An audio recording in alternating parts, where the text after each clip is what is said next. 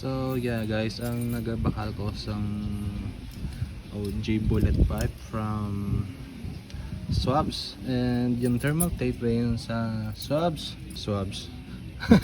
Okay, ang lahat stock parts besides sa dito and sa stock part nito, and yung headlight binili ko rin sa Swabs.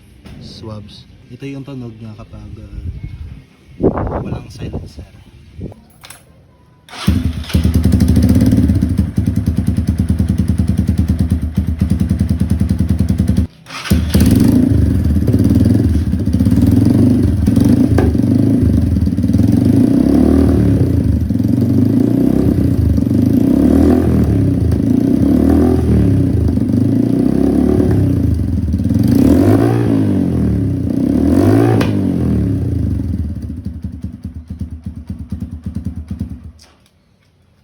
So yes, that's the sound of OG Bullet 5 version 5 na galing sa Swabs.